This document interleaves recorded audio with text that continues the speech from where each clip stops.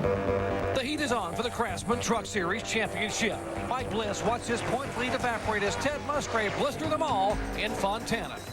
This is the #1 deal right here to try and win races and win championships in Mopar and Dodge. Rick Crawford stoked the flames of his title chances with yet another top 5 finish. Got a surprise for you at Phoenix. That truck will run. Now in the Arizona desert, 3 drivers remain in the chase for one NASCAR championship. How will they handle the heat? It's going to be a battle clear to Homestead.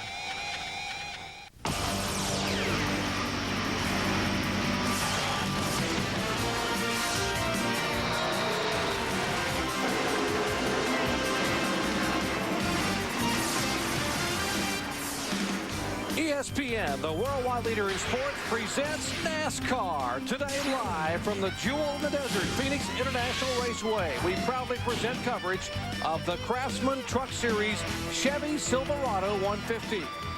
This race and one other are all that remains of the 2002 NASCAR Craftsman Truck Series season, and mathematically 7 different drivers could still win the championship. But realistically, it is now a tight 3-horse race with Mike Bliss holding a slim 68-point lead over Rick Crawford, and last week's winner Ted Musgrave just 39 points back in 3rd spot.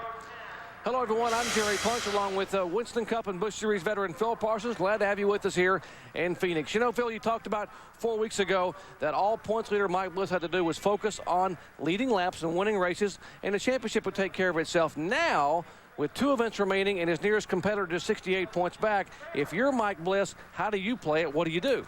I don't think I change a thing, Jerry, because I've got to run up front. I've got to continue to run up front. I've got to watch where that 14 truck is. He's already on the pole. I've got to watch where the 1 truck is. He's behind me. I want to keep him behind me. This thing is so close. I've got to keep doing what I've been doing. Now, team manager Dave Hughes said they back down a little bit on the gear. They're going to decrease the RPMs and save the engine. He believes that if they simply stay on the lead lap in these last 2 events, they will win the NASCAR Craftsman Truck Series title. Jerry, I totally disagree. Look at this. If Bliss finishes 5th both races, he gets 310 points. If Crawford wins, leads the most laps in both races, he gets 370 points. 370 minus 310 is 60. Bliss wins. If he finishes 6th in both races, that's 150 points. That's 10 less. He loses by 2 points. If he finishes in the lead lap only, he finishes 16th. Crawford could leaving this racetrack. Now, where are the electoral votes on your tally board here? I think the pollsters in the garage, the exit pollsters would agree that it is still a very, very tight race and way too close to call, and that Bliss needs to race for it. In fact, remember, it's going to go down 1 week, the final week in Florida, where they're going to count the final points. And you know how tight those races are always when we get to Florida, right?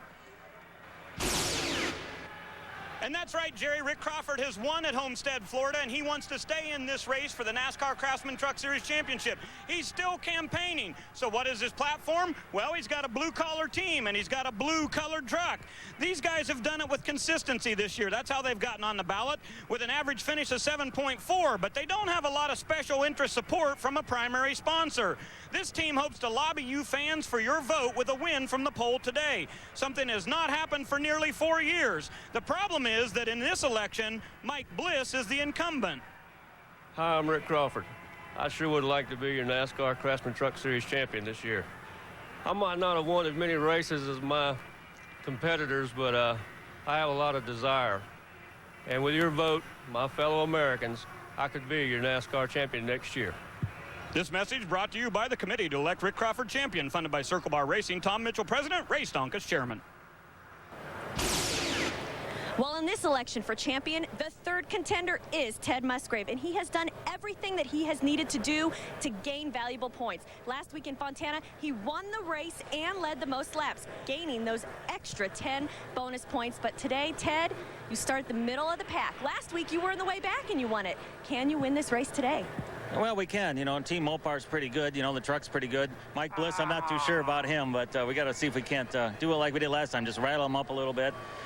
Starting 14th, yeah, it's a little harder here at Phoenix than it was last week, but got a pretty good truck behind me. Okay, well, Bliss and Crawford, they better watch out, because anything is possible with Musgrave behind the wheel. Well, guys, the best points race in all of NASCAR is about to commence a 2-race countdown. When we come back, the starting lineup and the green flag from Phoenix International Raceway. Stay tuned. NASCAR trucks coming your way.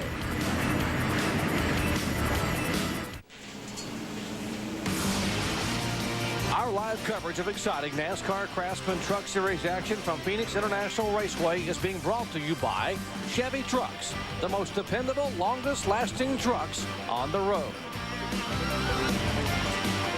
Speaking of trucks, 42 trucks came here to attempt to qualify. 36 made it in the field. 6 will have to go home. So let's take a look at our starting lineup as 44-year-old Rick Crawford captured his second ever pole position in NASCAR's Craftsman Truck Series. His first in Phoenix. He will lead him down the Circle Bar Motel and RV Ford alongside impressive rookie Bill Lester. 11th time this year Lester has been the highest qualifying rookie and first time ever on the front row. Good job for Bill in the Dodge. Row 2, how about reigning Busch Series and Winston Cup Rookie of the Year, Busch Series champion, I should say, Kevin Harvick, making his 75 career start. Still hadn't won in trucks, and beside him, 4-time winner this year, the Power Stroke Diesel Ford for Terry Cook. Back in row 3, last year's pole sitter here, making only his second start this year in the Harris Trucking Dodge on the outside of row 3. And inside, of course, our points leader, Mike Bliss, the IWX Motor Freight Knights End Chevrolet, a 5-time winner this year. In row 4, Jason Leffler, the Team ASE CarQuest Racing Dodge. 6 times he's been a runner-up. When will this team win? Could it be today? And beside him, how about the winner in Las Vegas, the Spears Manufacturing Chevy for David Starr. And back in row 5, Matt Crafton, the Menard Sealmaster Chevrolet. Good qualifying effort, very good in half the hour for the 88 truck. And beside him, the Daytona and Michigan winner, the Dickies Dodge with Square D on board for Bobby Hamilton Racing and Robert Presley. Row 6, Dennis Setzer, 8th in points, 2 top 3s in his last 3 races in Makita Chevy. On the outside, 19-year-old Regan Smith in the Diamond Cut Jeans Ford. Row 7, Bobby Dowder, 4 top 10s this year in the Stanley Steamer Chevy. And last week's winner, Ted Musgrave and the Mopar Dodge. Row 8, Ken Schrader, runner-up yesterday in the Southwest Tour race, driving the Federated Auto Parts Chevy. And John Wood driving Greg Biffle's winning truck from last year here at Phoenix. Row 9, on the inside, Travis Waffle, top 5s in his last 3 starts in the Cat Rental Store Chevy. And Lance Nord, 13th in points in the Express Personnel Services Chevy. In row 10, Andy Houston, 4 top 5 finishes here at Phoenix in the Billy Ballou Ford. An impressive rookie, Ryan Hempel, looking to go full-time next year in the Bobby Hamilton Dodge. And the rest of the remaining starters, Stan Boyd and Portengay back in row 11. Row 12, Brendan Gaughan, the leading Rookie of the Year contender, and Jason Small, an impressive rookie, Morgan Shepherd and Carlos Contreras back in row 13. Row 14, Brian Rose and Coy Gibbs. Look for him to get better and better as the day goes on. Lance Hooper back in row 15 alongside Mike Kofer, the former Super Bowl kicker. Randy McDonald and Corey Kruzman making his very first start. Impressive story about Kruzman. We'll share it with you a little later on. Jerry Hill and Blake Mallory in row 17. And Phil Bonifield and Eric Jones rounding out the starting field in row 18. Take a look at our race description here today, where it's 150 laps, 150 miles on a 1-mile oval. Turns banked differently. 11 degrees in turns 1 and 2. Only 9 degrees in 3 and 4. More sweeping in 3 and 4. Front straightaway 3 degrees. Back stretch 9 degrees. Purse over $445,000. The race record, 3-time champion Jack Sprague owns it, set back in April of 1997. And the pit window, folks, take a look at that. 80 to 90 laps. They can go beyond the halfway point on fuel. Maybe 1 stop and 1 stop only from some of the better trucks. That's very true. A lot of the guys we're talking about maybe only making 1 pit stop in this race. As we are set for the green flag, 2 races remain here in the tightest points chase in all of NASCAR, the Craftsman Truck Series, as Rick Crawford comes down for the green and maybe his shot to close the gap toward a title.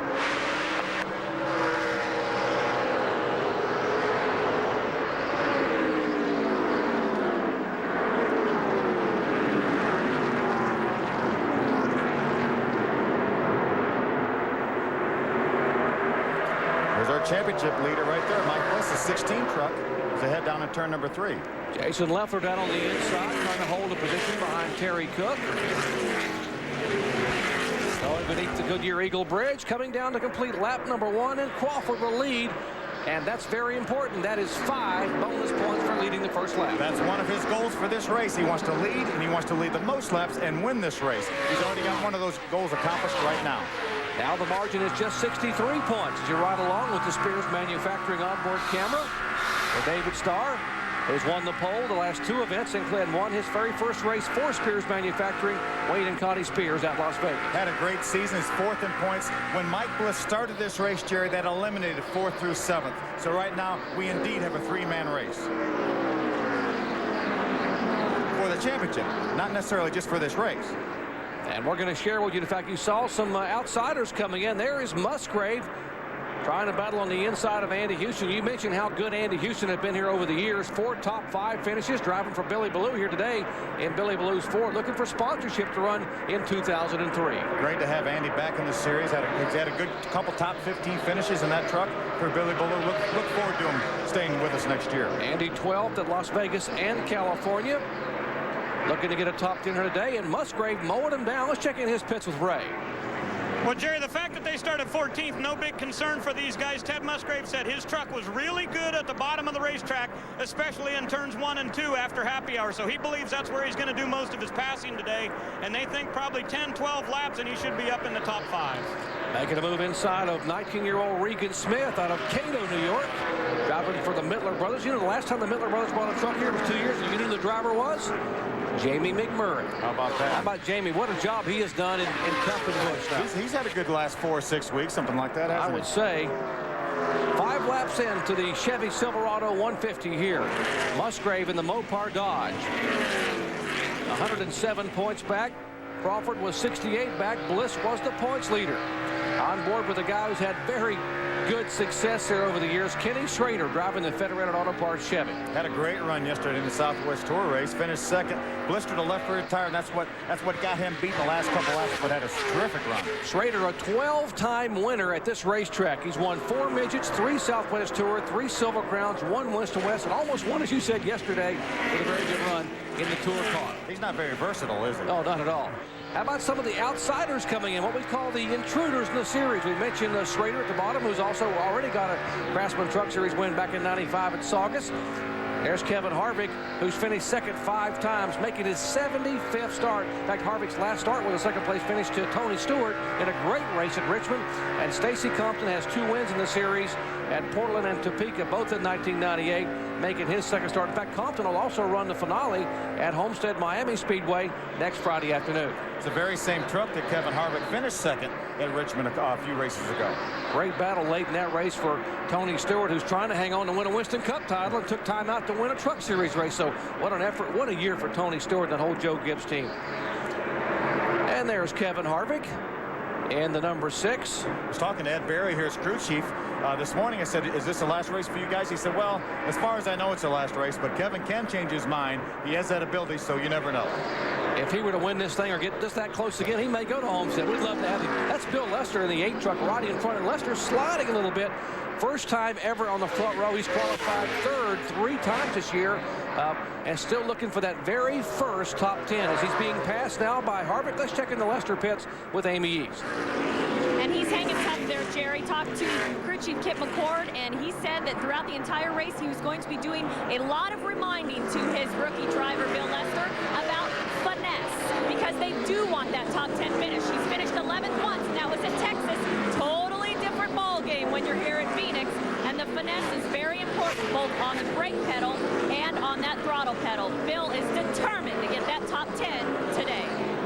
Bill, a very calculating driver, has a degree in electrical engineering and computer science from Cal Berkeley. Can't get any smarter than that. Put this guy behind the wheel. And what a job. He's really come on here late in the year.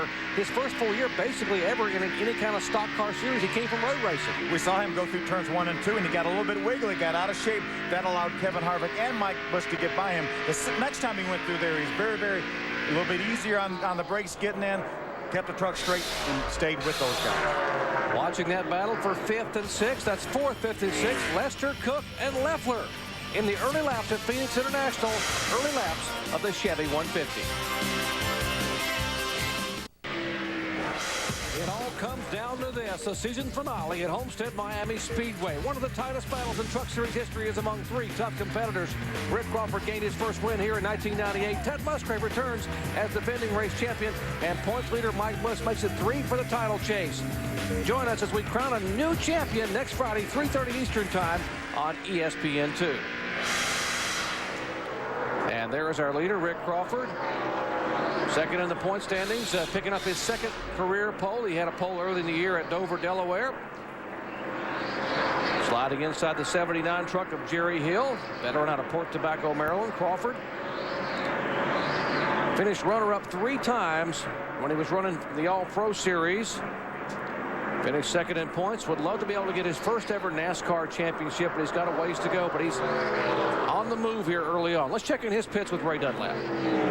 Well, Jerry, all three of the guys that we were talking about in this championship chase have one chassis for this weekend and a very different truck for next week. Now, Rick Crawford brought CB number 6, and that's a truck they ran this year at Richmond, Pikes Peak, and Milwaukee, and it also finished third here 1 year ago at Phoenix. But I asked him, why did you not bring CB4, their very best truck? He said, I'm saving that one for Homestead. But my question, Phil, is should he save his best truck for Homestead, and is the one they brought here today good enough? Well, it certainly looks good enough right now, Ray, but I think every truck is a little bit different. I think Ray Stonkus and Rick got together and said, hey, I think we can win this race with this truck, and I think we probably will be better with CB4 at Homestead. It will have a better chance at winning that race. So I think, the small differences are what makes the difference, and I think they felt like this truck would be good here, and the other one would be great at Homestead.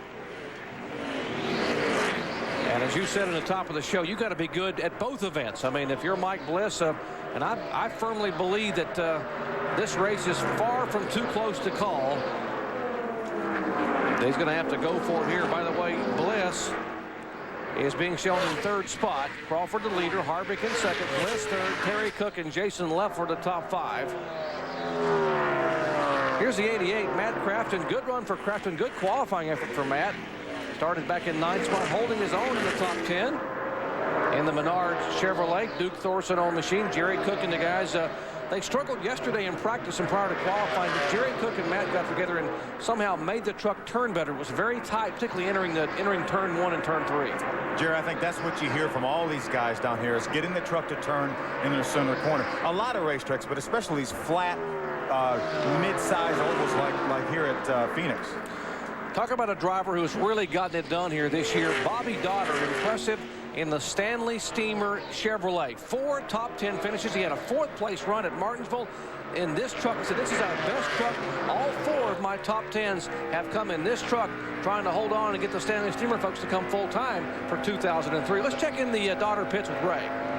Well, Jerry, they also had some pretty good runs at IRP and Richmond. Those were top 10s, and South Boston also. And part of that is Bobby really seems to accelerate on flat tracks. So I said, you ought to be really good to close out the season. He said, Ray, we've got to be good because we've got to get these guys from Stanley Steamer psyched up about this team. He's been pretty happy so far today, just a little bit tight off of turn number 4. Qualified 13th today, right now running 12. Bobby, a former most popular driver in NASCAR's Winston West Series, finished second here in the Winston West race back in 2000 when he was runner-up in the point standings to Brendan Gaughan. So Bobby can get it done, and this team just needs a little bit of help financially. And we got a spin. Spin coming off of 2. Yellow is out. Yellow is out. And that is the youngster Regan Smith, a 19-year-old, making only a second NASCAR Craftsman Truck Series start. Great qualifying effort. Qualifying in 12th position, not qualified some real good trucks, but looks like no damage. Didn't make any contact with anything, so he should be able to get some fresh tires on there and be able to continue on. Regan says he's got some opportunities to test some Busch Series cars next year, but would like to be able to come and run in the NASCAR Craftsman trucks. So there's Andy Houston, the 15 trucks. Obviously no contact. He just got a little bit loose coming through turn number 2 there. Andy barely was able to get by. Nobody else made contact with him. So, Jerry, we're about 24 laps into this thing. I don't think we're going to see very many pit stops unless the guy, another angle there, you see him just lost traction in the rear of the truck. Andy Houston barely able to get by. But I don't think we'll see a whole lot of pit stops because we're a little bit too early. Regan Smith, the champion and rookie of the year in the Allison Legacy Car Series back in 1999. 2 years of the Hooters Pro Cup, the USAR Series. Finished second up at Chemung, New York, and has had 10 top 5 finishes. What's the strategy here on pit stops? You think it's a little early on? I think it's a little bit early. This race is 150 laps. We talked about fuel mileage. Some of these guys may run 90 miles and may be able to stretch a little bit farther, but they can't make it from here. Unless their truck is way off, I don't think you'll see these guys pit. Just joined our coverage. The next to the last race of the year here at Phoenix International Raceway. Closest point battle in all of NASCAR. 107 points separating the top 3. Only 68 points separating Bliss and Crawford, and now that Crawford has led a lap, make that 63 points. Back with the green flag and more racing at Phoenix in just a moment.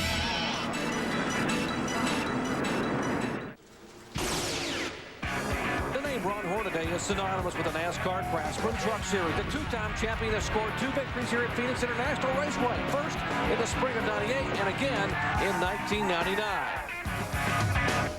And it is our pleasure to be joined now by the two-time Craftsman Truck Series champion, Ron Hornaday Jr. And Ron, this place has been awfully good to you over the years. It's been great. I love Phoenix, and it's so different. I'm glad I'm not running against these guys. Anybody's title right there. This track is so unique, and the guy who gets the truck to turn off the bottom to be great. You were the last guy to come here in 1998 behind the points leader and be able to make up the deficit in the last couple of events and win a championship in the final race. So that could be an omen for Crawford and these guys. Yeah, Ricky deserves one. He's been running awful well for all these years, and like he said earlier, he hadn't got a bunch of wins in this series, but he's been in the top 5 a lot of times. So I hate to be the guy sitting right there, but you know, he's got the clean air with them guys behind him. I'd like to see a Chevrolet win them. Okay. What about the Mopar Dodge? What's going on with Ted Musgrave? Let's check in his pits with Ray. Well, Jerry, he was a little bit loose center off, so they decided to come in and pit on lap 25, put 4 tires on it, and down 3 rounds on the track bar. Musgrave saying hopefully that'll make him a little bit better from the center off the corner. Tough to get these trucks here, Ron Hornaday, to be able to turn in the corners. Everyone complains about them pushing on a flat racetrack. Well, now we're getting the bodies. These guys are going to a lot of wind tunnels. When we started out with Dale Earnhardt Incorporated, we're basically a square box, and trying to get the things down. They're really running soft springs. They're down to 450, 500-pound front springs. And Harvick is down on the bottom of the racetrack trying to get back Crawford here on the restart. Bliss, the points leader, right up behind Crawford. If you're Rick Crawford, who do you block? Try to block them both. Mike Bliss, awfully racy here. We said he needs to run up front, and there he is racing with Kevin Harvick. Those rapid restarts have long been known in this series as the Ron Hornaday restart. You were the best at getting that, grabbing a gear coming off on the flag. Well, I still am, I think. You know, they haven't said anything, but it's definitely knowing what their car's going to do or the truck getting in the corner, and that's what Kevin's learned a bunch. It's not actually the gear ratio, anticipating the guy in front of you when he takes off and trusting your truck getting into that corner. You know, Jerry, we've talked about how really Mike Bliss struggles on starts and restarts. This is probably one of his better restarts this year. He was able to get by Kevin Harvick, even though Kevin Harvick tried to get by Rick Crawford. But Mike right now is on the gas and going. Yeah, I've been talking to Mike Bliss quite a bit, and his truck said it takes him about 10 laps to get going. We've been trying to put that in our Busch car, and it seems like when I start out free, my car gets freer. But these trucks just seem to, you got to do that because of the aerodynamic-wise. By the way, speaking of Busch cars, Ron Hornaday will be driving the Dr. Pepper Chevrolet from 23rd starting spot on Saturday, the Bash Supermarket 200. So we wish you well there. You're talking about pulling for a Chevy. You certainly have. You got a dog in that fight. Yeah.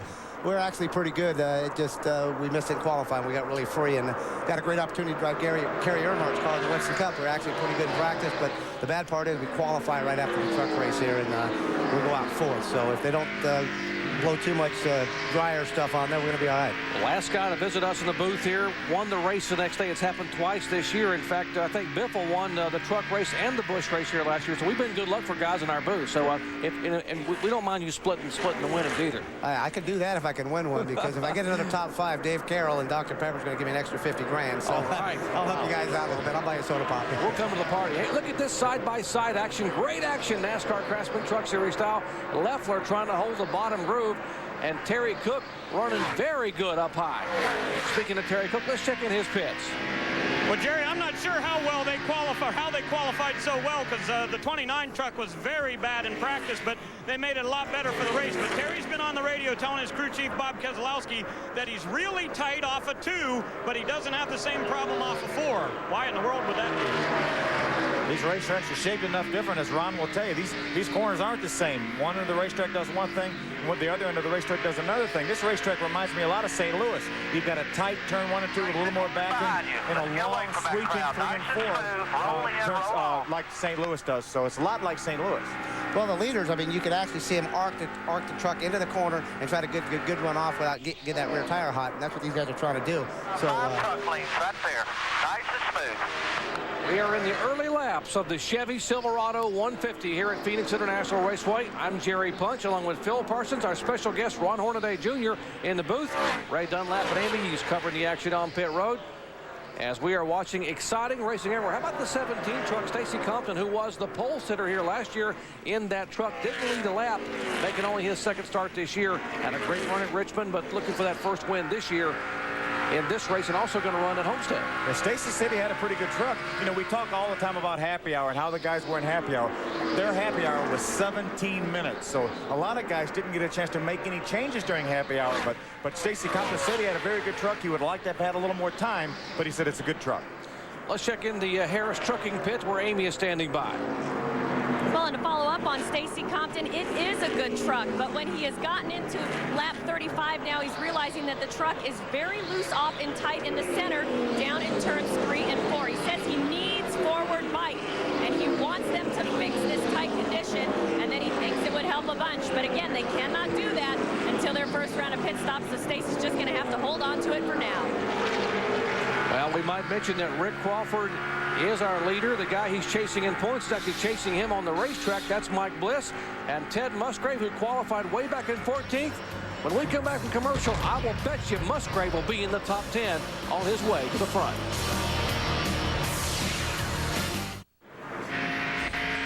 And for all the news and notes on motorsports action around the world, join John Kernan and company tonight, 6:30 Eastern Time. RPM tonight, updates on what happened here in the NASCAR Craftsman Truck Series, what's going to happen in Busch Series action on Saturday, Winston Cup Bud Pole qualifying. Our buddy Hornaday here in the booth trying to get that car in the top 10. Lots of action, all the news and notes, RPM tonight with John Kernan at 6:30 Eastern Time.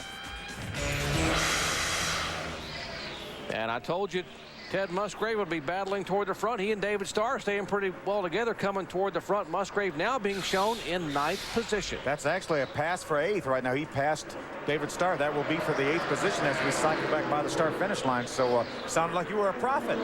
How about that, huh? Never turned a profit in anything, so I need to be able to predict something. He's moving in on the 17 truck. That is Stacy Compton. Presley is there.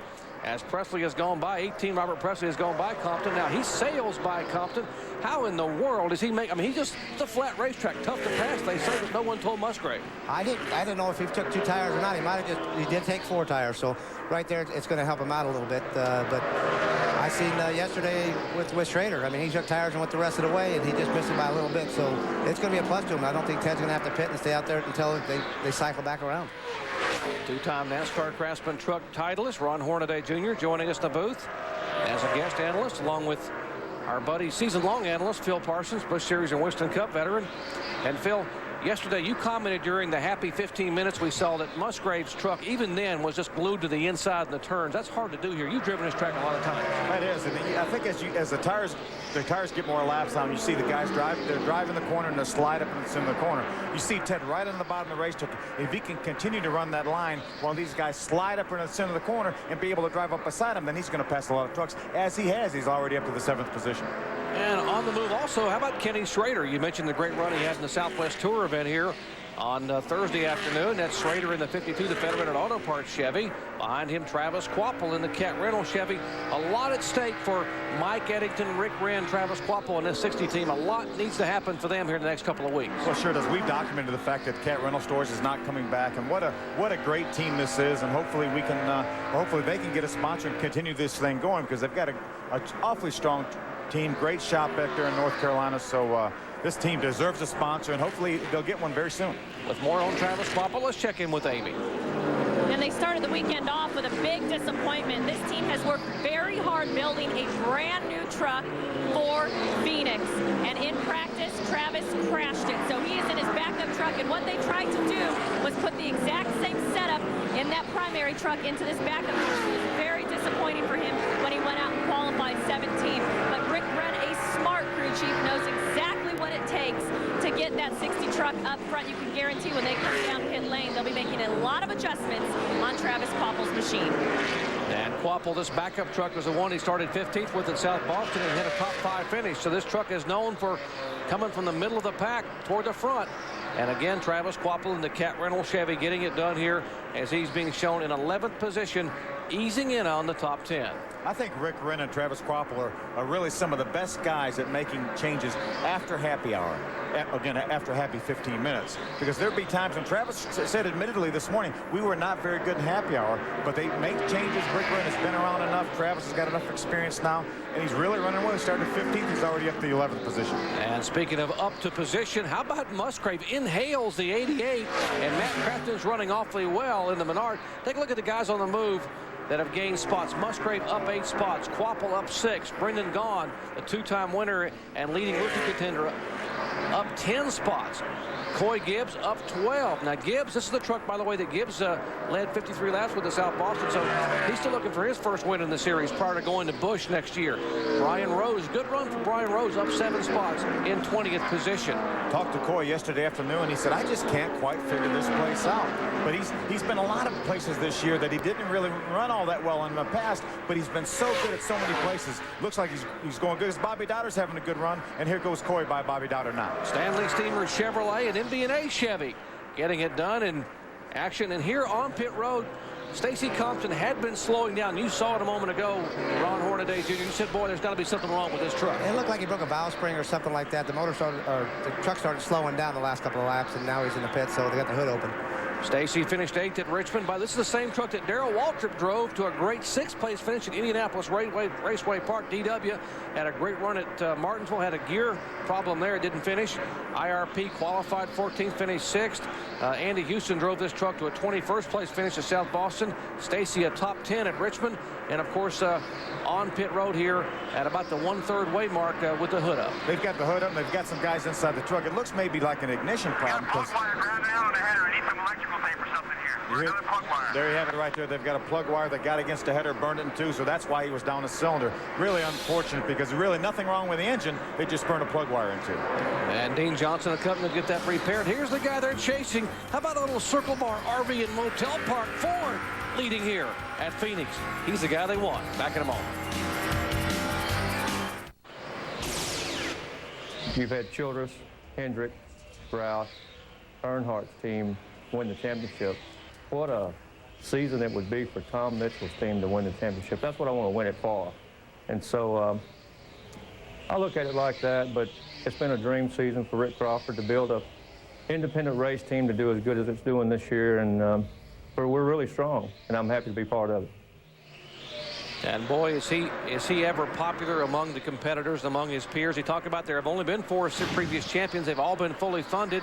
He drives for a wonderful guy who owns a motel and a truck stop in Ozona, Texas. No major sponsor. Rick Crawford, Desert Desire. He has led every single lap, set on the pole, led every lap thus far. His best finish this year, 2nd at Nashville. His best finish here, 3rd. Last year he started and finished 3rd. He has 1 career victory, and it has been a long, long time. Try 118 races ago, back in April of 1998 at Homestead. Wouldn't this be a huge, huge upset and an incredible effort for Rick Crawford if he could come back and pull off not only this win, but maybe a shot at the championship? You know, Jerry, if he could pull off this win, he would not be the first winner in his family. His son Adam won a Bandolero race a few weeks ago in Mobile for his first career victory. So he would be the 2nd winner in his family if he could win here. There's Mike Bliss, currently 2nd spot, started 5th. Battle for 4th, and you've been watching this, Ronnie. It's been, well, actually, the 2 truck was catching the 6 truck, and I don't know where Musgrave came from. He was about 15 back with the new tires, so it's going to be curious what Ted's going to do when everybody puts tires on, if he's going to stay out or not. You hear Jason talking about his tires being gone. We've already run 60 laps, so it looks like, you know, so many times this year, Ron, as you can tell, tires have not made that much difference. But the way Musgrave is marching through the field, it looks like tires are making a difference here. It is. Plus, he must have made some changes. I talked to Gene Lee this morning, and he was sitting there because they're running a cup car with Musgrave right there, and they said they've changed sway bar and the thing. He's going to put a rubber in the right rear, so they might have to take the rubber out. He might have been too free at the beginning of the run. Those are the words of Ron Hornaday Jr., 2-time winner here, 2-time Truck Series champion. Of course, and our regular analyst, Phil Parsons, discussing what you have to do to get around this tough 1-mile desert oval. Battle here for 9th spot as Travis Quapple continuing his march. He has gone by Dennis Setzer to take the 9th spot away and move the Makita Tools Chevy for Setzer back in the 10th position. Talking about all his sponsorships for championships, the Napa colors, very good for you. You won 2 championships driving for Napa, and Dale and Teresa Earnhardt. I mean, some probably very, very special memories of your years here in this series. Definitely. I owe everything to Dale and Teresa, that phone call and moving to North Carolina and getting on the map. You know, what you guys do on TV and winning races, it's actually done that. And then, you know, I don't know if you guys know, but I'm going to drive the AC Delco Chevrolet for Richard Childress next year and run that. So I got the same colors, back to blue and white again, so maybe we can win some races there. Well, congratulations. That's sort of like going home to the same big family. Well, that's exactly what I said at Charlotte. We announced it's like going back home because I worked with Will Lynn and all them guys against the trucks when we were running through their house. And we shared notes a lot, so it's basically going back home. Now, so, well, this one guy's going toward the front here. Look at Musgrave, and that's not just some also-ran, by the way. That's Kevin Harvick. He's just working him beneath there. Harvick in the 6th truck, and Musgrave's Mopar Dodge on a mission. He is setting a torrid pace right now. It's incredible how fast that thing is. And again, he has fresher tires, but he had to restart all the way at the back of this pack after that early caution flag, and he's driven all the way up into the 3rd position. More on Musgrave from Ray Dunlap. Well, guys, keep in mind, he's run 3 races here. Ted finished 4th in 95, 5th in 96, and 6th last year. He's never really been in contention to win, and he has never led a lap in the NASCAR Craftsman Truck Series here at Phoenix. I don't think it'll be long until he breaks that record. And our points leaders are now 1, 2, 3. Not in that order specifically. Crawford is our leader, has led all 64 laps thus far. And Mike Bliss is in 2nd spot, although he still leads the points right now as the points will be distributed. It'll be 53-point separation. Musgrave 112 back as he is being shown in 3rd spot. Going beneath the Stan Boyd number 89. Checkers Auto Parts machine for Boyd. Just like we heard from Mike Bliss, it's going to go down to Homestead. If it continues like this, it's going all the way to Miami and Homestead. Only 3 times in the history of this racetrack has the winner started outside the top 10. Biffle started 11th a year ago. Musgrave started 14th here today. Back at Phoenix International Raceway, we are under caution for the 2nd time today, coming out of lap 69. And one of our rookie contenders, Jason Small, out of Bakersfield, California. There's the 07. There's Jason. He's climbed out of his truck and walked away. But a fairly scary moment just a moment ago for Jason. He's coming off turn 4 right here. Now you see the big fire underneath. He obviously got some oil down on the headers and looked like he blew an engine over in turn 1 and 2. Ron and I were looking at it, and he drove the truck on around and caught a little bit of fire, but jumped out. And fortunately, everything's okay. It's a shame. I mean, he was doing a great job with that backup truck and Bobby Daughters has been trying to run well, and it's probably his 3rd or 4th motor he's blowing this year. But had a great run at Vegas. Finished in the top 10 in Vegas. A good run. Had a 9th at Daytona to begin the year and a 10th at Vegas. Only 5 points out of behind Bill Lester in the rookie battle for 2nd spot. And Jason, a former Winston West Series Rookie of the Year. Looking, there's a lot of rumors about him maybe in another ride next year full-time in the NASCAR Craftsman Truck Series, but a very, very stout competitor having trouble here just past the halfway point, or as we approach the halfway point here at Phoenix in the Chevy Silverado 150. We know all these guys are going to pit. The pits are closed right now because Jason's truck is right at the entrance to pit road. Right at the entrance to pit, right there. Just to the right of that is the entrance to the pits. So right here is the entrance to the pits. So they don't want to take any chance of guys trying to come in the pit. So they'll probably wait till they get his truck out of the way. Then they'll open pit road, and all the guys will be on pit road. You saw Ken Smith waving that red flag with the yellow cross on it, indicating that there is Ken, the NASCAR official, that the pits are closed. And probably next time by, as the pace truck comes by, they will wave the green flag and open the pits.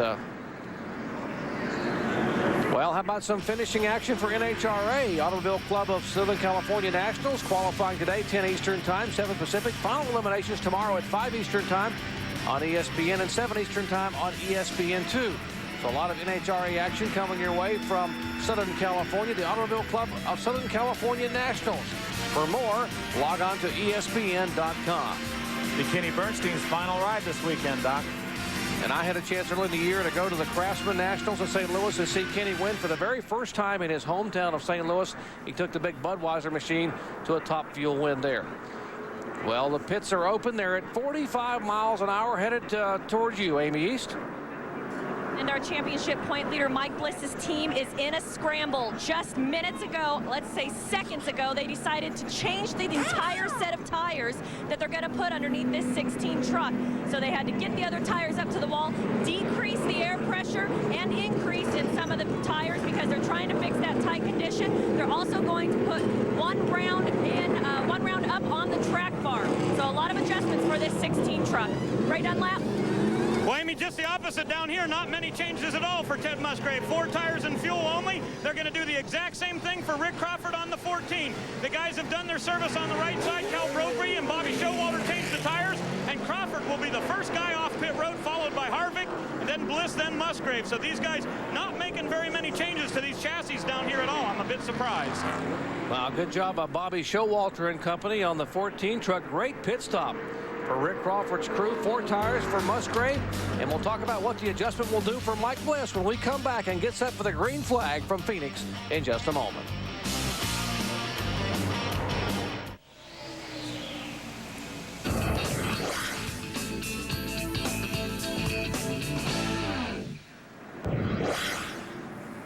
NASCAR Craftsman Truck Series action on ESPN, and Rick Crawford, who was our pole sitter, led the first 71 laps, pitted a moment ago, was the first among those pitting to come back on the racetrack.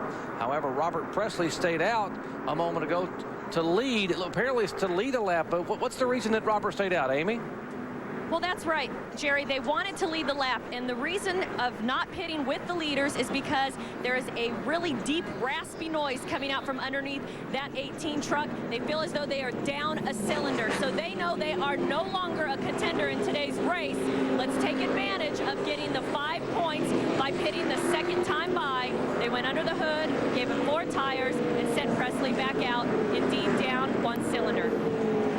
Well, that explains it, Amy. Thank you very much. Robert had a good run going at California last week, and apparently the engine started bogging down the last few laps and wouldn't pull, so he didn't get a top 5 finish, but had a good run all day in that Dickey Square D Dodge. Talked to Danny Rollins this morning, and he said, hey, we thought we had an engine problem at California because the truck was so good. He said, but we got here and had an ignition problem, same truck. So he said, I think it was more of an ignition problem at California than it was an engine problem. But right now, obviously, when he went by our position right here, you could tell that something was wrong with that truck, something really, really bad. Great crowd on hand here at Phoenix. They say over 30,000 is the estimate here. So a good crowd here. Is a big, big weekend for NASCAR's Craftsman Trucks, Busch Grand National, and Winston Cup. We started off with the Craftsman Truck Series, and Crawford will lead them down for the restart here. I think you'll see the 6 truck jump on the outside on Kevin Harvick. He's sticking his nose in there. And let's see if Ron Hornaday Jr. can make that call. Yep, exactly. He's going to try on the outside. Here comes Harvick pedaling for all he's worth. Going to have to lead a lap, I think, because it's going to actually loosen up Rick's truck getting in the corner there, Phil. It sure is. Rick really wants to at least lead half, lead 76 laps, so he's guaranteed to get that extra 5 points. But Kevin Harvick's not thinking about points right now. Harvick, the big snap-on Chevrolet, trying to get outside the Ford. It's Ford and Chevy here at Phoenix, and it looks like Harvick led that lap. That's what it showed. That's what it looked like, but it shows 77 there and 76 on the board, so Crawford does got to lead another lap here. Kevin Harvick has never won in NASCAR's Craftsman Trucks, making his 75th career start.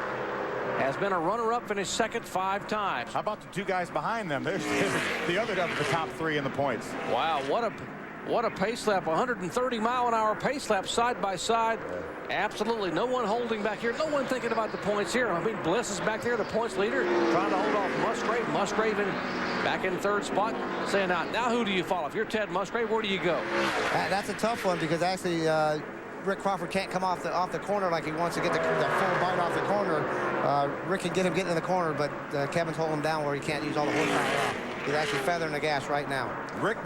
Ted may loosen up whoever he follows too, so he may not give an advantage to who he follows. And I just saw Crawford crank that steering wheel hard right because he got sliding coming to the corner, so that cost him some time. The only way he's going to do that is lean on Kevin a little bit up into the middle of the corner and then get a good run up off the corner. He needs to push Kevin up and take his groove away so Rick can run his own groove, get Kevin up a little bit high. It's a great race for the fans, though. The fans are on their feet here in Phoenix enjoying NASCAR's Craftsman Truck Series. And Harvick looks like he may be able to get the shot coming off the corner if he can pull it down. And indeed, here as they come down the click away, lap number 80, Kevin Harvick will be the leader here in the Chevy Silverado 150. See what Musgrave, maybe he can take a look on the outside of Rick Crawford. There he goes on the outside. And Bliss is sticking his nose in there, so he's going to... And whoa, Bliss almost gets a little bit wobbly down there. So it's a full assault on Rick Crawford from Musgrave, Bliss. There's Setzer back there, Travis Quapple. This is going to give the 6 a little bit advantage. Them guys racing, and he gets a clean air in front of that Chevrolet. So that's what we were talking about earlier. If you get that nose down and get it in clean air, you're going to save your front tires. How about Dennis Setzer getting racy here? The Makita Chevrolet. Setzer inside of the 60 of Quapple. Looks like Danny Gill and his crew chief made some adjustments, made that truck a little bit better. A year ago, just past the halfway point, Dennis Setzer was the fastest truck on this racetrack. He made it all the way to second and cut a tire entering turn 1 and slammed the wall, destroying the truck. Setzer said, we're going to be good, but it may take us a while, maybe even 1 pit stop to get this truck where I need it to be. I think they definitely improved this truck. He moved up into the 6th position right now, so Dennis is on the move. And you see the 14 now, once he got out of the air and all that, he's catching the 6th truck again. So everybody's kind of a hero on their new Goodyear Eagles. It makes you feel a little racy. So we'll see who's got the best truck now as it runs run a little green here. Yeah, fresh tires make you all look real good, huh? Yeah, you see me on restarts. I'm actually feeling like a hero when the tires are cold. Hey, how about hard luck, Kevin Harvick? 74 starts and has yet to win in this series. Won everything else in Cup and Busch. Take a look. He's finished second 5 times. Nashville, Memphis, Bakersfield, Richmond, and most recently at Richmond back last month or 2 months ago behind Tony Stewart. He was about 2.5 seconds. If you add those differentials up, he was about 2.5 seconds from having 5 wins right there. 8 Busch Grand National wins, 3 Winston Cup victories, and there's the 16's backing up, Jerry. A little bit. He slipped a little bit ago, and there's Terry Cook making a good move. But let's see if Leffler can get by. And indeed, you're exactly right, Phil. The 16 of Bliss is backing up. Looks like he's not going down the straightaway, does it, Ron? It looks like he. I don't know if they got a draft off. Okay. I don't think they got a draft off him or what. We'll see here in a minute. But Amy, what's the problem with Mike Bliss? Same thing as the 18 guys, down a cylinder on the 16. This is big in our championship race. This team is taking their heads low right now, knowing that Bliss needs to hold on to that thing and finish. Hey, this is that lead lap scenario thing, which, Phil, I know you disagree with it, but that would be big for this team today.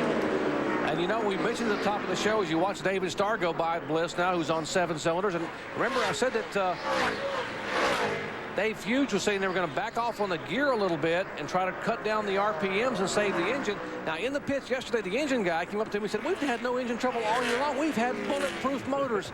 And I thought Fuge wanted to choke him right there. He said, if we have an engine problem tomorrow, I'm going to be looking for you. I talked to Dave before the race. He said, hey, yeah, maybe we're a notch less gear than we could run, but we're still turning 8,800 RPMs. So that's a lot of RPMs, even though they may have been able to turn 9,000 early in the season. But still, that's a lot of RPMs, isn't it, Ron? it's unbelievable with their twists. And now, I mean, 76 when I first started racing, they go to 8. Now it's, you know, some of these guys carry his car with like 9,200 qualifying. Hey, guys, look at this right now. Points as of now. Crawford within 22 points. Musgrave within 76. Folks, this could be very tight.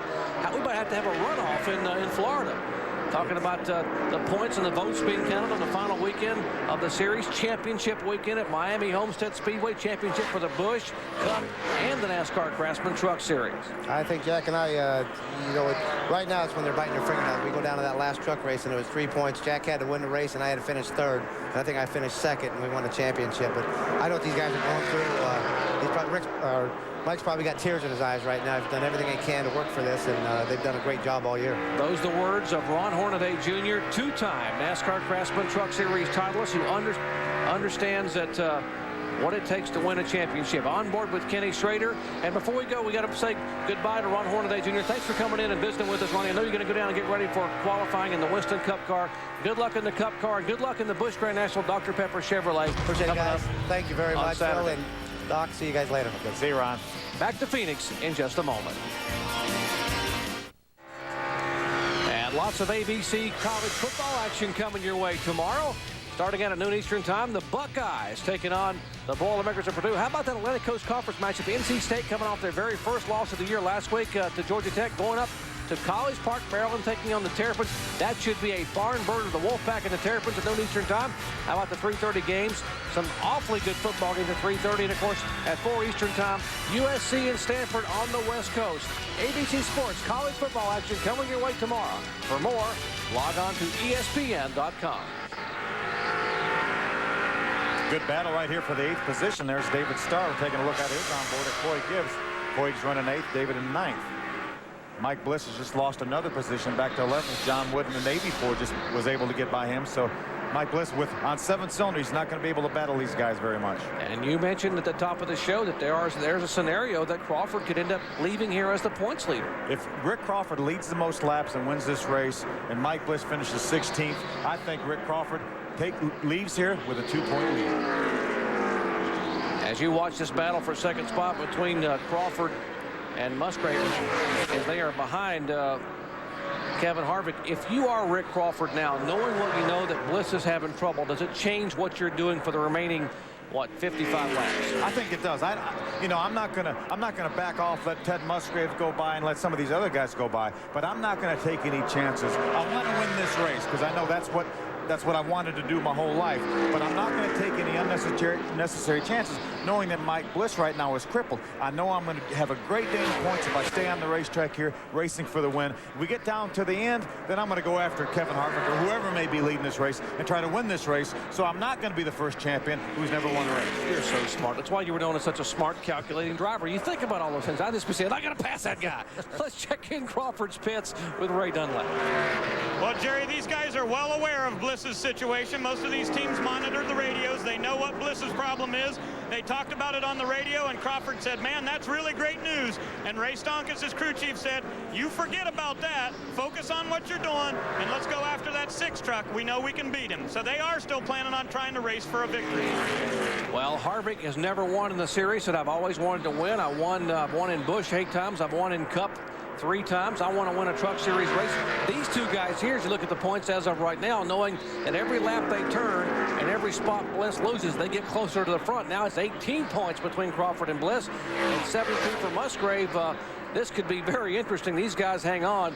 We could go to Homestead with a 3-horse race, and wow, that would be a wild one there next Friday at 3:30 on ESPN2. See, Ted Musgrave's a little farther behind as we saw that, so he needs that 5 points right there. He needs to get by Rick Crawford. He needs to get up there and lead this race and get another 5 points. So Ted Musgrave's not holding anything back. We heard him say that I'm going to take chances I've never taken before. I'm going to drive differently than I've ever driven before because we got to get up. We got to lead laps and win these races.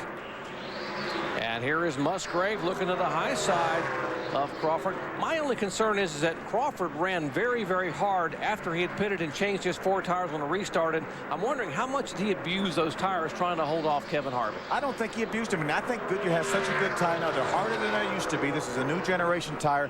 It's hard to abuse these tires. But if you do abuse them, you'll never get them back. And I think that Rick is able to stay up here racing right now with Ted Musgrave side by side, staying in contact with Kevin Harvick. I don't think he's hurt these tires, or else he would fall back a lot farther. And this is the same tire Goodyear had at Richmond when all the drivers were raving about how good this tire was. Tony Stewart ran 104 laps at Richmond on these same tires and won the truck race and said they were very, very consistent. In fact, some of the guys ran their quickest laps at 30 or 40 laps in on those tires, so they got even quicker. That's exactly right.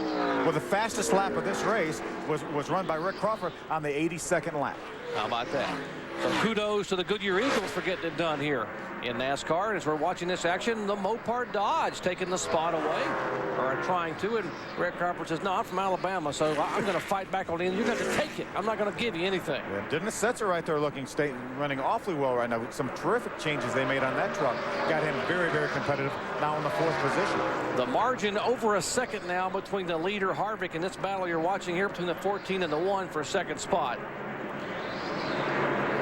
And talking about down to the stretch, Mike Bliss. Mike has won here at Phoenix. He's the only driver in the field that's won here in Truck Series competition. You see that the 14 and the 1 have both won at Homestead, Musgrave and Crawford.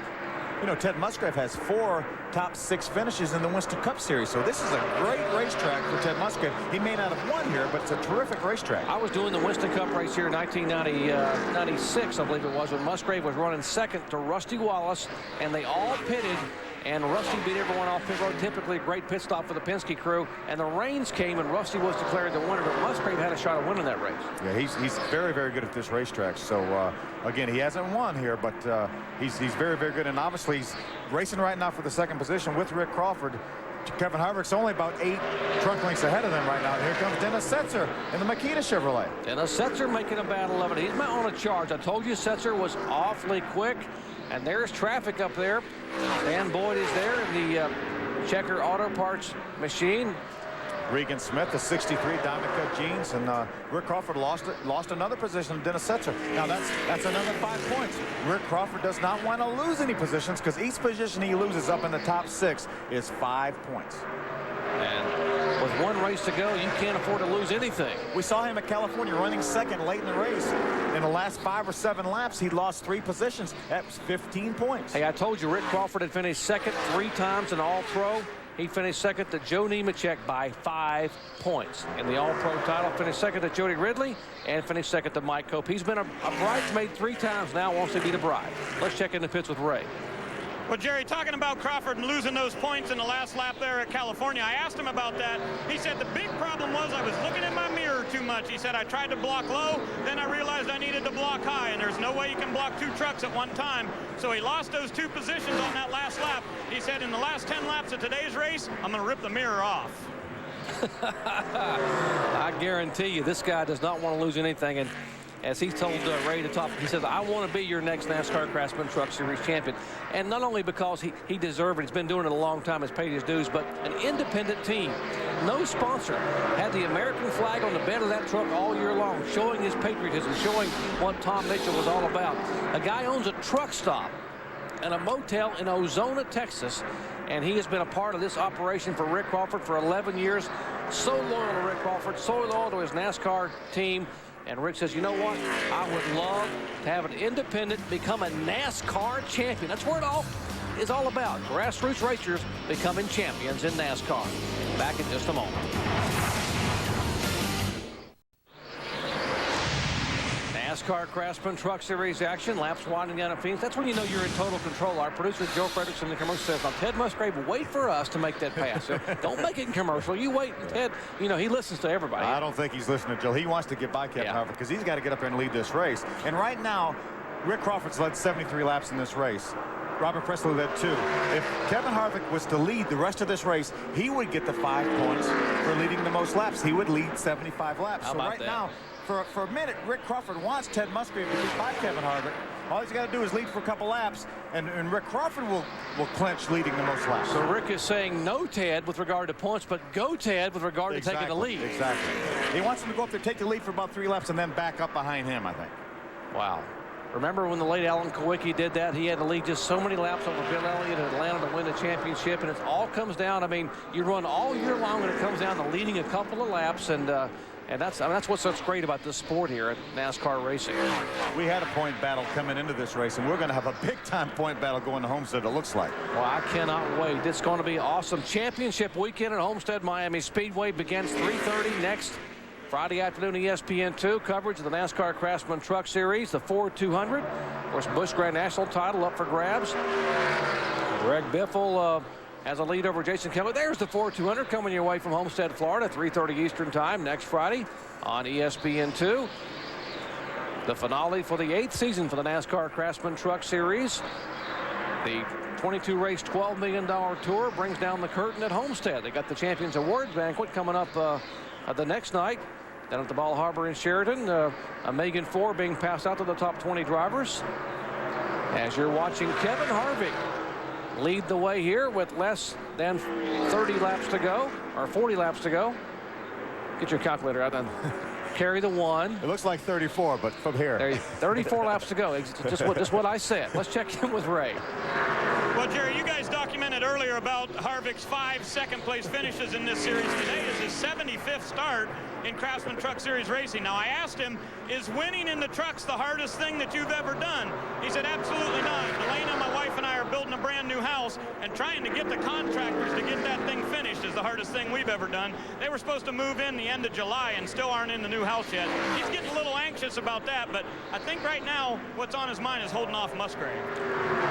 Indeed, he wants to hold off Musgrave. He has tried. He and his wife, Delana, put this team together because Kevin said, one of my goals is to go back to the series that really gave me a shot in the arm when NASCAR, which is the NASCAR Craftsman Trucks, and I would become one of the few guys to win in all 3 NASCAR series, joining Bobby Hamilton, Terry Labonte, Mark Martin. Look at that who's who list. Kenny Schrader, and of course, Harvick has 3 Winston Cup victories, 8 Busch Series victories, and has finished second 5 times in NASCAR's Craftsman Trucks. And remember which team he got his start in with in his Craftsman Truck Series, the 75 Spears team, who won their first race a few weeks ago. Here comes Musgrave sneaking in on, as my buddy Lee Corso would say, sneaking around the chicken coop.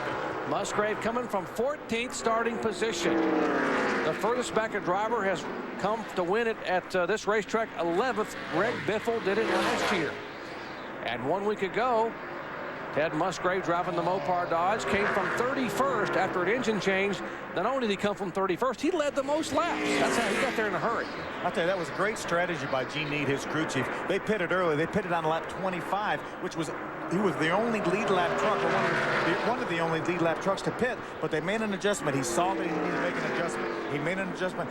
He drove back up into the top 5, and then he was with the guys when it came time to make that next pit stop, and here he is right now racing for the lead. Was Gene Need that smart when he was your crew chief, or he just get that smart recently? Well, I taught him a lot. You taught him? No, I knew you would take credit for it. No, Gene's one of the best, smartest guys I've ever been around in the sport. Absolutely. We had a great time for 3 years as my crew chief, and I'm awfully excited for his success right here with Ted Musgrave. How about the fact they're going by the 18, the Square D Dickies Dodge?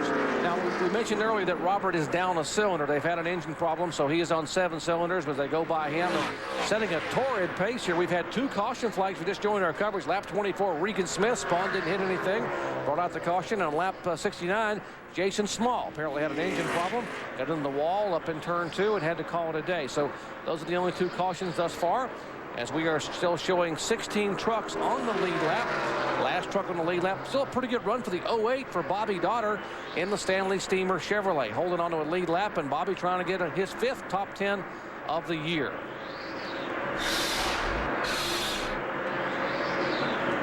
Well, 28 laps to go as Gene Need out there talking to people in the pits, walking around hoping his guy can get it done. Harvick, Musgrave, and Setzer, the top 3.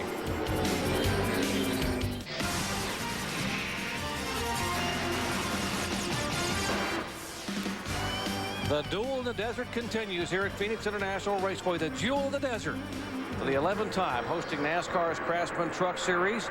They've hosted more NASCAR Craftsman Truck Series events than anyone else in the history of this 8-year series. In fact, this is the 12th time we've been here. Pardon me. They started the very first race here back in February of 1995. As you watch Kevin Harvick holding off Ted Musgrave, let's check in with Amy, who's caught up with a driver who's fallen out of the race. I sure have, Jerry. Open wheel standout Corey Cruzman. I'm used to watching you on Thunder telecasts, getting it busy on the dirt tracks. This is your first ever truck race. What was your experience, and why are you back here talking to me right now? Well, really, it was a great experience. You know, Steelmaster, Menards, and Ackerman helped me get in the truck and go out there and get all the experience to make our first race, but unfortunately, a motor let go, and we're behind the wall now. Well, Ackerman has sponsored you a lot in the Sprint Car Series, also IRL and the Truck Series. What's your deals for next year? Are you going to come run trucks with us? Well, you know, Ackerman's, like you said, has been behind us a lot, and we're hoping to put something together to come out and run the Truck Series next year. We're working real hard with Steelmaster and Menard right now to put something together, so we got our fingers crossed. We got a good taste of it today. Hopefully we'll be back next year. Great. That's Corey Cruzman, you guys, and it sure would be nice to see him on this circuit full-time next year. Thank you so much. And you talk about the fact that he has been in USAC sprints, and he's been a non-wing world champion. Well, just a few years ago, take a look at what this young man has done over the years in open wheel competition. But back in 1995, watch this flip at Sacramento 14 times. He tumbles down the straightaway, broke his arm in 3 places, broke the base of his skull. He was in intensive care for 5 days. And 4 months later, he's back on the racetrack and making his NASCAR Craftsman Truck debut today. By the way, made his Indy Racing League debut back in Texas for PDM. My buddies Paul Dadlovich and Chuck Bugman driving for them, so maybe he'll do some IRL racing in the future. A very talented race car driver, Ventura, California's Corey Cruzman. Well, that was a wicked-looking flip there at Sacramento. Wow. Reminiscent of your deal at Talladega years ago. That wasn't much fun either. And we're hearing there may be a problem on the Makita Tool Chevrolet for Dennis Setzer. How about it, Amy? Well, last year in this race, Dennis was one of the dominant trucks, and late in the race, he had a tire go down, and he crashed. Again today, he was running some great lap times, currently up in the 4th position, but he has radioed to crew chief Danny Gill that he has lost a cylinder. Now, Phil, this is the 3rd truck. We've had the 18 of Presley, the 16 of Bliss, and now the 46 of Dennis Setzer reporting that they are down a cylinder. Now, typically, is Phoenix a tough track on engines? Well, Amy, it is. These corners are so tight and so flat that these guys really want to get launched off the corner. And to do that, you got to put gear in them. But the problem is when you get down to the other end of the straightaway, you're turning so many RPMs that's really hard on an engine. So I think trying to get these trucks off the corners, these guys are laying a lot of gear to them, and they're paying for it with RPMs. And that's certainly those RPMs they're paying it off with could have an impact and will have an impact on this point series championship battle. We came into the day, there was only 107 points separating Ted Musgrave back in third from Mike Bliss. Rick Crawford was only 68 points back, but Mike Bliss has lost a cylinder, is on 7 cylinders. That's Bliss on the left side of your screen, the IWX Chevrolet, Steve Coulter, Dave Fusion Company. And there is the points impact. Right now, if points were to be distributed, it would be Crawford only 23 back, Musgrave 67 back, and we have one heck of a sprint in the final race at Homestead. Here we're looking out from Kenny Schrader's on board. That will be a position when he gets up to Mike Bliss. Now, I've been watching Mike Bliss.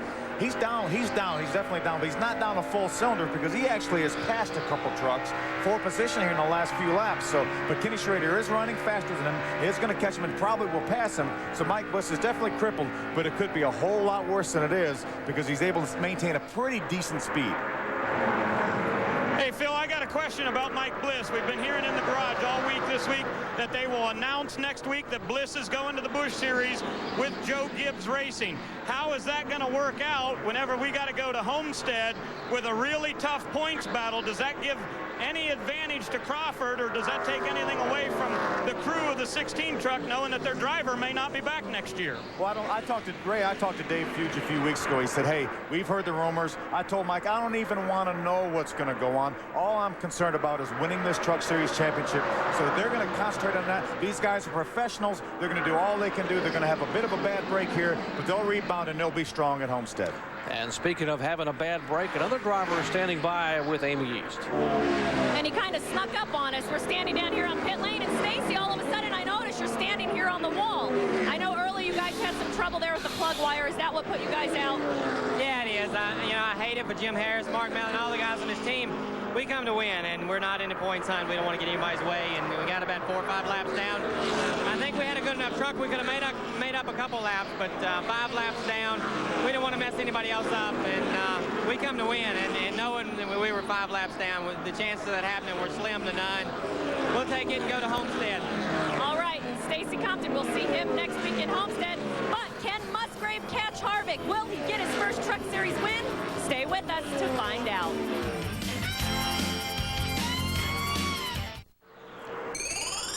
NASCAR action exclusively here on ESPN as the NASCAR Craftsman Truck Series 8th season winding down. 8 laps to go. And Ted Musgrave on the right side of your screen desperately trying to get by Kevin Harvick.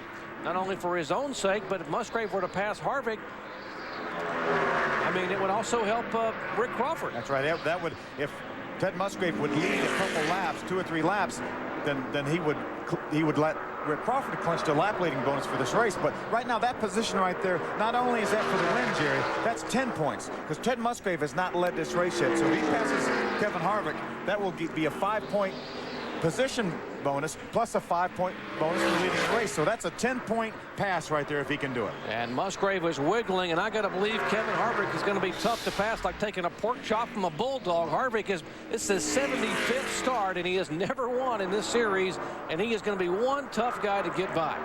Let's see who's fast as they come by at the line. We'll check on Harvick and Musgrave, Crawford and company. Harvick the quickest with clean air, Musgrave behind him. Crawford third. That's pretty well sums it up. How about the 60 coming pretty quickly? And there's Terry Cook right now being shown. The fastest truck on the racetrack right now, Terry Cook in the 5th position. Power stroke diesel forward for Cook. Having a good run in the top 5. This truck right here that Terry Cook's driving has won 3 of the 4 races that he has won this year in that very truck. That is Groupie Dog, having won Milwaukee, New Hampshire, and IRP. As you watch this battle here, the laps clicking away. It'll be 4 to go next time by. Here's Musgrave trying it up high. Got some banking up there. Can he get a run off the corner? He's got to try something because Kevin Harvick is right on the bottom of the racetrack. So Ted Musgrave's going to have to try to take some chances like he told us he's going to do. He really enters the corner wide. His truck really turns in the center, but Kevin Harvick's right there on the bottom of the racetrack. Musgrave trying to get that Dodge to turn. It's Chevy leading the way. And by the way, if Harvick were to win this race or finish in the top 2, that could clinch the Manufacturers Championship for Chevrolet. First since 1998, so a lot at stake for the bow tie brigade. Harvick getting his first win ever in the series. Chevy capturing a Manufacturers title. Mopar, though, pedaling pretty hard. Musgrave trying to get a championship. Being over here off the 4, stay in the middle. middle, stay in the middle, and come on, come on, come on. And the caution is waving here with 4 laps to go. Leffler involved, the 50 involved. Remember, in this series, we do not end under caution. It goes green, white, checker. There's Jason Leffler, who spun to avoid a couple of trucks up there in turn 4. What a tough break for Jason Leffler. And the 50 got into a spot of foul. We're not too bad. Here we come now. Ryan Hemphill making his 5th career start. It's a great run at South Boston. Top 10 finish. There's the U.S. Navy colors. Haven't said much about John Wood today, but a good run for John Wood and Jack Roush Racing and Max Jones in this team. John had driven up into the top 10. Great truck. He was involved in that spin. He ended up getting a lap down on that spin. But what a break for Mike Bliss. He was back there at about the 11th position. Let's take a look what happens.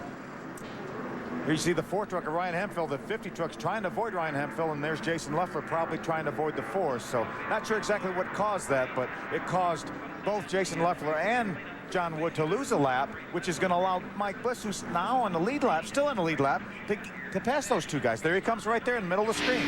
On board Jason Leffler. There's Ryan Hemphill right in front of him. Inside the 75 Spears manufacturing machine, and Hemphill goes around. Leffler gets into the back of him as he tries to hold up. And there you see oncoming traffic. That was the view that Jason Leffler had a moment ago in the Team ASC CarQuest Dodge. Leffler headed down pit road toward you, Ray.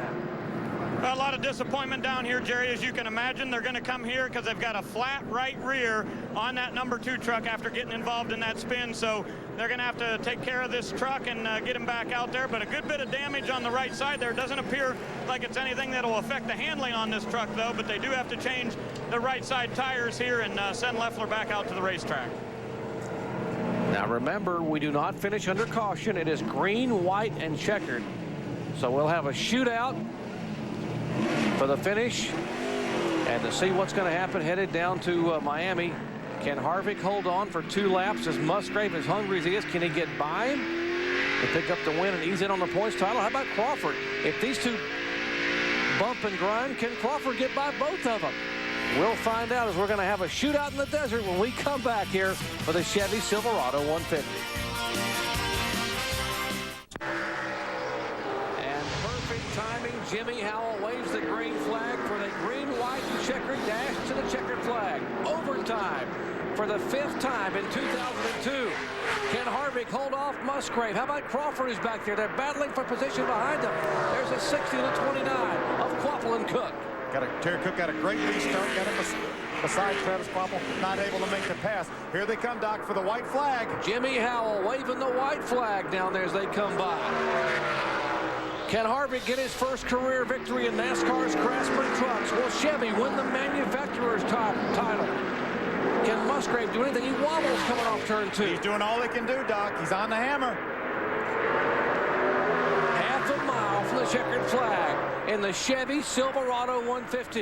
Here comes Musgrave on the inside. Is he going to use the bumper? Fans are on their feet. They touch out of turn 4. And a Chevrolet will win the Chevy Silverado 150. What a finish for Kevin Harvick and Ted Musgrave. Great job. That was awesome. That's one happy guy right there, Kevin Harvick. 22 thousandths of a second, the margin of victory for Kevin Harvick.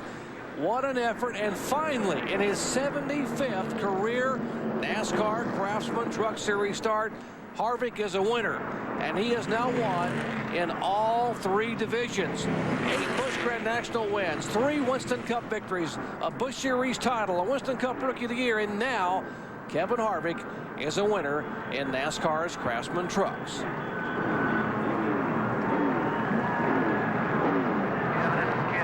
Listen to that crowd. Well, he's against the rebel when they're doing his burnouts, Jerry.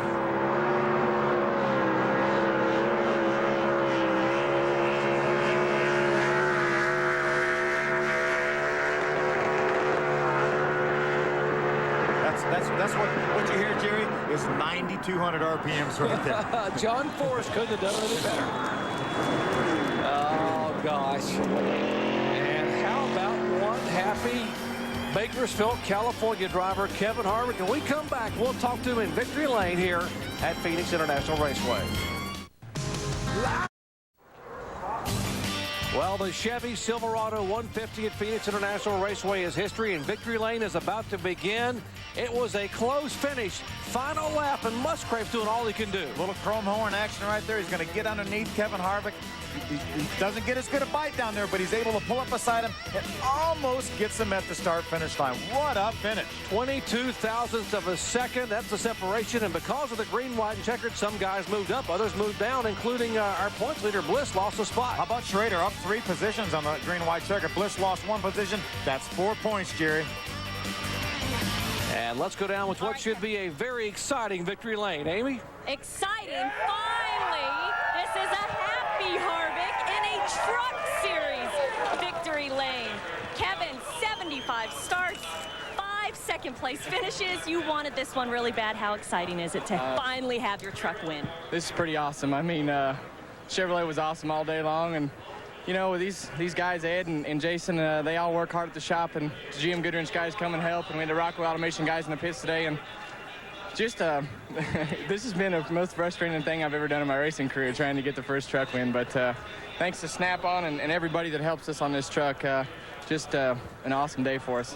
When that caution came out at the end, you probably remembered the good old Truck Series has green, white, checkered shootouts. Were you nervous there at the end? Yeah, I was a little bit nervous. Ted, he got into me a little bit down there, but he was a little bit better right there, but I could roll the second 3/4 part of the corner a little bit better. But man, it's awesome. To finally win a truck race is really cool for me, and I don't know what to do now. I mean, this is exciting, but I just want to thank Chevrolet and everybody that's helped us get to this point. And Ron Hunter, he does a great job with the motors. Yeah, I got an idea for something for you to do. How about come run with us at Homestead? Oh, don't laugh. Say yes. I would, but I'd already told these guys that we weren't going. We got to get ready for Daytona. So we're gonna let Ed drive the truck at Daytona. But this is an exciting day for us. It's a big weekend for us. I've run a lot of races here at Phoenix and come real close to winning races. But to finally win my first truck race at Phoenix, this is pretty cool. All right, Ray Dunlap, I tried to get him to commit to come race with us at Homestead, but I can guarantee you one driver will be happy there won't be Harvick at Homestead, and he's standing by with you. And Emmy, our point leader coming in is still our point leader going out, but boy, Mike, it sure got a lot closer today. Tell me what happened to you. Well, when we went green on that stop, I don't know, around 70 or whatever, 65, we lost cylinder. It made it to the end. We had a top 10, but we had a really good truck today. I was just sitting there riding, and we loosened it up a little bit more right after that stop, and I don't know. We just, I guess we got 32 more. We finished top 10 on 7 cylinders. We ought to finish top 5 next week on 8. I don't think I've ever seen a team do more preparation and go over the truck any more than you guys did this weekend. You couldn't do much more than you did. It's just what happens. You can't do anything about that. You know, we changed the clutch because we felt like clutch was bad before the race. We did everything we could. This IWX guys, they did everything they could. We just we don't know what happened. Maybe a plug wire fell off. Hopefully something dumb like that, but I doubt it. These guys went over it pretty thorough. Okay, a top 5 finish at Homestead, and Mike Bliss is still our champion in the NASCAR Craftsman Truck Series. So he has to go down there and race for it. He can't just finish on the lead lap. 32 points separate Bliss from Crawford. Musgrave back in 71 points back. Starr, Leffler, they're in the top 10. Best points race in all of NASCAR. In my opinion, some of the best racing in all of NASCAR. And it goes down to one final event in Florida, Miami Homestead Speedway, next Friday, 3:30 Eastern Time on ESPN2. Folks, we are going to crown a brand new champion, and what a race that will be. We got more from Phoenix, though, when we come back. Ian from... It all comes down to this, a season finale at Homestead Miami Speedway. One of the tightest battles in Truck Series history among 3 tough competitors. Rick Crawford gained his first win there in 1998. Ted Musgrave returns as defending champion, and points leader Mike Bliss has just a 32-point advantage over Crawford and the others. Join us as we crown a champion next Friday at 3:30 Eastern Time on ESPN2. Let's check in with Amy. Well, Rick Crawford, I know, is disappointed with a 3rd-place finish, but you grabbed the pole, you got 5 points for leading a lap, and you're only 32 points away heading into Homestead, and you know how to win at Homestead. Can you win this championship next weekend? Well, if I didn't think I could, I probably wouldn't load one up in the wagon and take it down there. Circle Bar Ford's doing an awful great job. Ernie Elliott engines under the hood. Ray Stonka setting his chassis up. Look at the pit stop we had today. We come in first, went out first. Hats off to the guys. We're going to go to, well, this race is over. We're looking forward to next week, and maybe we can pull this thing out. I'm going to do all I can do in the seat, so we'll just see how it goes. All right, you can bet he will. And a guy that'll be chasing Bliss and Crawford is Musgrave. Ray, can he win this championship next weekend? Well, we'll find out, Amy, but first of all, let's find out about this race. Would one more lap made any difference? I think so. You never know. I mean, I gave him a shot over there in 3 and 4 in the last lap. I thought I could run him up a little higher for the win, and came up about 3 feet short at the line, but the Mopar truck was good. You know, we were off a little bit to start. The guys made an adjustment. We talked about what to do, and I think we hit it right. You know, Kevin's truck was just as good as mine, and I got a little tight behind him. You know, the aero thing's kind of big, and, you know, I think if I was in front of him, I probably could have got away, but it's the way racing goes, you know, just try again. We did a little calculating. 71 points back you are going to the final race at Homestead. What do you think about that? It'd be better if it was 1 point. I mean, it's closer. You know, Rick Crawford's got a good shot at the championship now, and Mike had a little trouble. It's just good for the series to have something like that happen. 3 trucks are going in the very last race of the season, and each one of them can win the championship. What else can you ask for, you know? But I'd like to be a little closer, give my chances better, but I know the truck's going to run good at Homestead. Okay, great run for Musgrave. He's got to go to the Cup Garage and qualify for tomorrow or Sunday's race. And let's show you our unofficial results here. We had 10 trucks on the lead lap. Harvick, a first-time winner in NASCAR's Craftsman Trucks. There's Musgrave and Crawford. Now the other 2-point contenders, Quapple 4th, Terry Cook in 5th. And you talked about Mike Bliss finished on the lead lap, and indeed they did, but they were the last truck on the lead lap. They were in 10th position, so it's been very, very fortunate to finish in the lead lap with that engine problem. Andy Houston getting a top 20 finish in the 15 for the Billy Ballou Ford. And Jason Leffler, after having a good run, more bad luck losing that lap in that last shunt there with a couple laps to go, finishing in 16th spot. And our final finishers here today, Mike Kofer, by the way, getting a top 25 finish. Good for Mike. And Corey Kruisman having trouble. These trucks did not finish here 31st through 36th.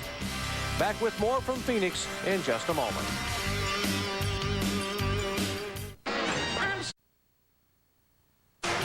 NASCAR Craftsman Truck Series action finishing up here in the desert. We saw a John Force type burnout. So how about some John Force action? Can he hang on and possibly get a funny car title? Automobile Club of Southern California Nationals coming your way, qualifying tomorrow, 10 Eastern time on ESPN2. Final elimination Sunday at 5 Eastern time on ESPN. So exciting finale for the NHRA series. NHRA California coverage coming your way on ESPN2 and ESPN. For more, log on to ESPN.com. Let's check in down the pits where Amy is caught up with our 4th place finisher. And we told you earlier in the race that it was a tough weekend for Travis Quapple. Brand new truck, junk. You have to go to the backup. But Rick and the team, they really came through for you, and you brought home a 4th place finish. Tell me about your day. Yeah, I really owe it to these Cat Rental Store guys, you know. We brought a brand new truck here and tore it up in the first practice session, so dug ourselves in a hole right away. We really searched to find the setup for this truck, and we really didn't find it till the race started. We qualified 17th, and then pit stops came around. They bailed me out again. I think they picked me up 4 or 5 spots on pit road. So it was definitely a team effort, and really proud of the guys. They gave me a great truck. Again, this team needs strong finishes because there's no sponsor for this 60 truck next year, and we'd sure like to see them back with us in the 2003 season. Ray? Well, Amy, so far this year, 4 victories for Terry Cook, and Terry, 3 of those wins have come in this truck, and I thought you'd be really great today, but you were never a factor. What was the deal? You know, the Power Stroke diesel truck, we struggled basically most of the weekend until qualifying it and found something for qualifying it. We had a good truck today all day long. We just couldn't get the track position we needed. You know, at one point we were as fast as race leader running them down, and you know, we stayed in the same straightaway with the race leader all day long, and we'd close it up and then get in traffic and stretch it back out. So kind of a cat and mouse deal all day long, but just too tight all day long and didn't have the track position we needed. We've been talking a lot today about who's doing what next year. You going to have an announcement for us when we get to Homestead? I believe we will. I mean, by the time we get to Homestead, I believe we'll have an announcement for everybody. And, you know, I've told a couple people this, and I'm going to say it to you here today now. Make sure they know how to spell Cook, C-O-O-K, because when we get to Homestead, they better have that trophy engraved, because I'm telling you what, we're going to put her in the bag at Homestead. All right, that's Terry Cook, top 5 finish today, and making a prediction for next week. All right, maybe they'll take old Droopy Dog down to Homestead, and Terry will get it done down there. Final thoughts when we come back to the Chevy Silverado 150 here in Phoenix.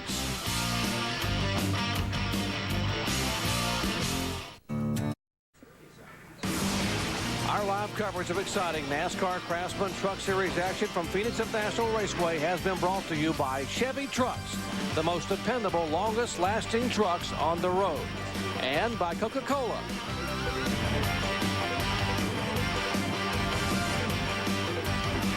have got the closest points battle in all of NASCAR. Take a look, just 32 points separate the leader from Mike Bliss, from Rick Crawford. Ted Musgrave has also gained 36. He's back in third spot, just 71 back. There's the top 10. Coy Gibbs rounding out the top 10 along with Travis Kvapil. And Phil Parsons, it all comes down to one race, 3 drivers, and 1 championship next Friday at Homestead. Mike Bliss was incredibly fortunate in this race to be able to maintain a top 10 finish with an engine problem he had. He's got to go to Homestead and finish. If he finishes 5th, he clinches. That's not going to be a gimme. It's tough to finish in the top 5 in these Craftsman Truck Series races, so he has his work cut off him. He's got to go to Homestead loaded for bear to try to win that race, because you have to be that good to finish in the top 5. And if you're Rick Crawford, you got to be thinking, you know, I got this guy exactly where I want him. He's going to be thinking all week about that. He's thinking about, I've got to finish in the top 5. Crawford and Musgrave had nothing to lose. They just sit there and just go full bore like Crawford did today and Musgrave did today. They tried to lead every lap, and they tried to win this race. Now, they came up a little bit short because Kevin Harvick was here, but they know what they have to do. They've got to go try to lead every lap and make sure Mike Bliss finishes in the top 5. Crawford has won at Homestead. He won in 1998. Musgrave, the defending winner. Bliss is a guy that hasn't won down there yet. Got to wonder how much he's going to be thinking this week, how much sleep Mike Bliss will get on the IWX team, knowing they have got to finish 5th or better to hold off these guys. And you know these guys are going to be chomping at the bit. It's going to be a great weekend. I cannot wait to get down there. Closest points battle in all of NASCAR. Let's check in for final thoughts first in the pits. Here's Ray Dunlap. Well, Jerry, I think it's important to keep in mind that Mike Bliss and Rick Crawford have each gone 19 races without a DNF. Now, Bliss might have got a little bit lucky today that engine held together. But I think as we go to Homestead, one thing to keep in mind is that with these guys having such a great year this year, Musgrave, maybe he's out of that championship chase, but these guys are going to have a great battle down there. But I also want to keep in mind the fact that nobody has ever won a championship without winning a race in the modern era in the 3 major NASCAR divisions. Could Rick Crawford do it? If he does that, boy, I think it's going to be a very big feat. And as I said at the top of the show today, these guys are the underdog team, and they're going to Homestead with absolutely nothing to lose. Amy? And Bliss, Crawford, and Musgrave will be happy to leave this gloomy Phoenix day with the cloud cover of Kevin Harvick not following them down to Homestead. It'll be a nice, hot, sunny day in Homestead, Florida, and it'll be one of the hottest battles in all of NASCAR's championship point races. But one thing that was a lot of pleasure, just for me personally today, was to interview Kevin Harvick in victory lane. 5 times with a 2nd place finish, the determination of coming back time after time again to get his first NASCAR Craftsman Truck Series win, and he does it. But you know what? He's not going to Homestead, and that will leave the door open for an exciting finale to the 2002 season. Thank you, Amy. Thank you, Ray. You know, Kevin Harvick becomes the 5th first-time winner this year in the series. Robert Presley began the year with a first-time win at Daytona in his very first start. You got David Starr as a first-time winner, Brendan Gaughan, Tony Stewart, Terry Cook. I'm talking about first-time winners this year in the series. But David Starr, how about Tony Stewart getting his first win at Richmond? He may go on to become a Winston Cup champion. That's right. He's leading that thing. That's for sure with 2 races to go. So Harvick not only gets his first win in his 75th start, he captures the manufacturer's title for Chevrolet, the first one they've gotten since 1998. That's big for Chevrolet. I know they were counting the points just as we were for the championship for the drivers' points. They were counting the points for the manufacturers, and they said if they can finish it, if they can win one more race, actually even finish 2nd in one of the remaining 3 races, this was as of last week, they would win it, and they did it in fine fashion with a win by Kevin Harvick. Championship weekend will begin at Homestead Miami Speedway next Friday with the NASCAR Craftsman Truck Series. We'll be there at 3:30 Eastern Time on ESPN. It is the Ford 200 at 3:30 Eastern Time, 12:30 Pacific. Next Friday, we will see if Mike Bliss can hang on. Will Rick Crawford finally break through and become a champion? Will Ted Musgrave pedal a little bit harder and maybe get there to become a titleist? We'll all have it there from Homestead Miami Speedway next Friday. And, of course, on Saturday, the Busch Series Championship possibly could be wrapped up. Greg Biffle leading the Busch Series points. And what about the Winston Cup Championship? Right now, it is Tony Stewart leading Mark Martin and Jimmy Johnson. So great championship battles all the way around. And, of course, the NASCAR Craftsman Trucks getting it done next Friday.